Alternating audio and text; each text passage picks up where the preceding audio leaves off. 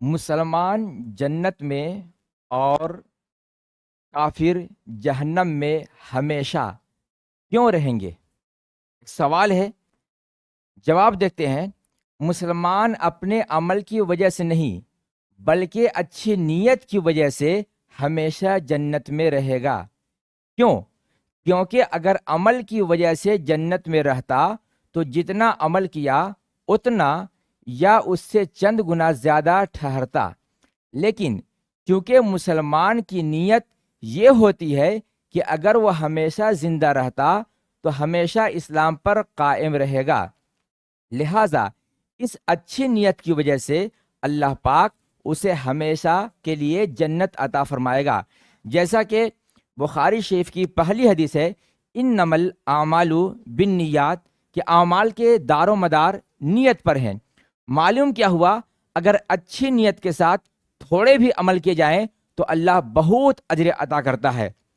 اسی طرح کافر اپنی بری نیت کی وجہ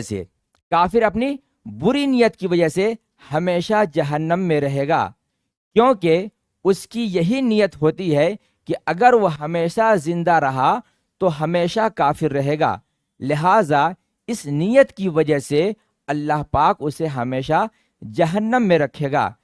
معلوم کیا ہوا کہ ایک مسلمان جتنا بھی عمل کرے، جتنا بھی زندہ رہے، لیکن ہمیشہ اسے اللہ جنت عطا کرے گا، کیونکہ اس کی یہ خواہش ہوتی ہے، نیت ہوتی ہے کہ اللہ اسے جتنی زندگی عطا کرے گا وہ پوری زندگی مسلم بن کر رہے گا، ایمان والا بن کر رہے گا، مومن بن کر رہے گا۔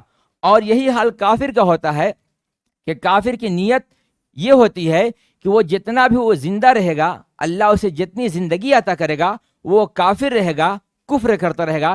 اسی لیے اللہ جب محشر میں فیصلہ فرمائے گا تو ایمان والے کے لیے ہمیشہ جنت اور کافر کے لیے ہمیشہ جہنم۔